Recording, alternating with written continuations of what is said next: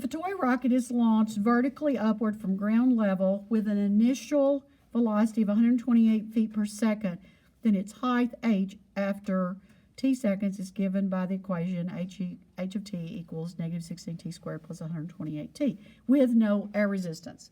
Because I think it may be Newton's law. I haven't done physics in way more years than I want to think about.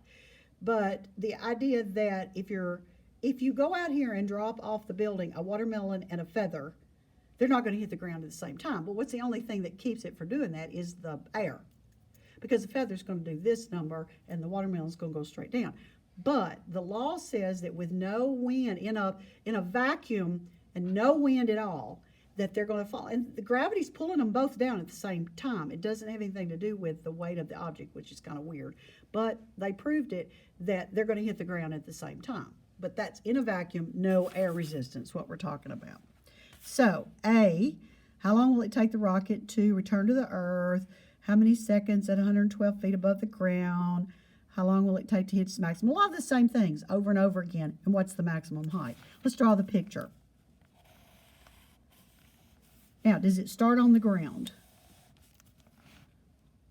Yes. Yes, from ground level. So it starts at 0, 0.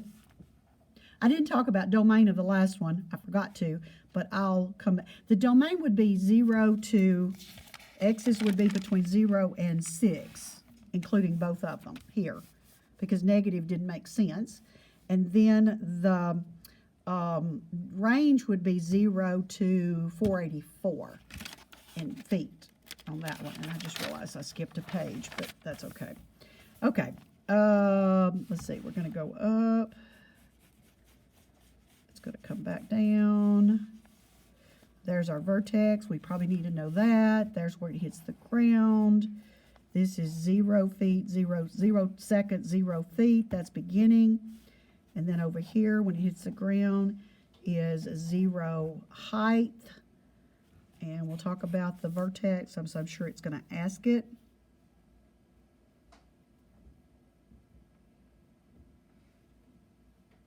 Okay, 128 is the velocity of the rocket, feet per second. What's its initial height? We just said it. What's this out here? Where does it start? At 0. So you have to remember your C is 0 there. That's going to affect your quadratic formula. And then A says, let's see, we're going to find this one first, and then B and C will put C and D will put together, because that's our maximum height and the time. And sometimes they may ask you the height before the time, but you got to find the time first. They may not even ask you the time, but you have to find it to get the height. A. Okay, how long will it take the object to return to the Earth? So at that point, h is 0, height equals 0. So we're going to say 0 equals negative 16t squared plus 128t. Now that one actually is pretty easy to solve because it factors with just a GCF. You could take negative 16 or negative 16t or just 16t out, but you got that quadratic formula. Put it in there and tell me what the two times are. I'm going to let y'all do that work real quick.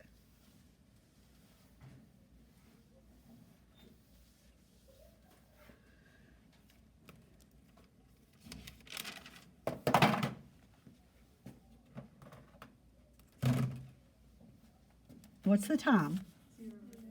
0 seconds. That's that one. We already knew it. Or 8 seconds. And so this is the one we want right here, 8 seconds. Now this is really nice because when it starts on the ground, it ends on the ground, the axis of symmetry is actually going to split it. You're going to find that the time is going to be 4 seconds. It actually hits it at its maximum. But we'll go ahead and treat it like one, because if this had started up here, then it's not going to necessarily be right down the middle of it. Because the axis of symmetry, see, it doesn't balance it. You know, this point matches with this one, but then you don't have a coordinating point back here on the other one, so it makes it a little bit weird. And then B says, actually we're going to put B, and we're going to skip about 4 lines, and we'll come back and do that one. And then we're going to do C and D together. So we need the vertex here. Maximum height, time at that height. So what do we do first? To find the vertex, what do I have to find first? The x of the vertex, which in this case is t, is equal to what formula? 2a. And opposite b would be negative 128. And 2 times a on Earth is going to be negative 32 every time. And that is, should be 4 seconds, isn't it? Yeah, I lost my place, but that's got to be it, 4 seconds. And we said that because he hits the ground at 8 seconds. The symmetry, it's going to be halfway between the 0 and the 8 because your vertex is always on the axis of symmetry. So maximum time is 4 seconds. And then how do we find that maximum height? Equals h of 4, which is negative 16, 4 squared, plus 128 times 4. That's it, because his height is, initial height is 0, and that is 256 feet. You want to write that on your picture? So we've got 4 seconds, and we got 256 feet.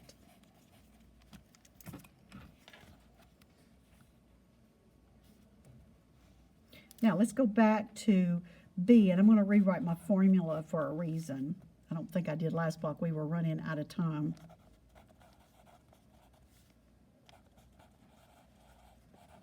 Okay, they say, after how many seconds will the rocket be at 112 feet? So they're saying 112 feet. Here, do it like this. TH.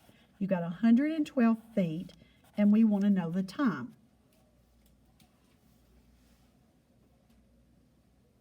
So, if we know H, we need to plug in for H. If they give you T, if they say, what is the height at 2 seconds, or what's the height at 1 second, then you just plug in. You know, you put the time in and you plug it in. We'll do the same thing with height. Where does the height go? Right here. 112 equals negative 16t squared plus 128t. Now, these are the ones that usually don't come out nice and pretty. They come out sometimes, well, they may be rational, but you can't really tell what it's repeating, but they'll either be rational or irrational, and that's why I prefer quadratic formula. But what do I have to do to it? To solve a quadratic, you have to have everything equal to 0, right? So you can move either one of these. Let's move the 112. This is just practical application of what we've done with quadratic equations. So you get 0 equals negative 16t squared plus 128t minus 112. Now this one does come out even. Time equals, it's a quadratic, it's going to have 2 answers. And then we'll talk about what the 2 answers are. And do they both work? And I think this one comes out even, doesn't it?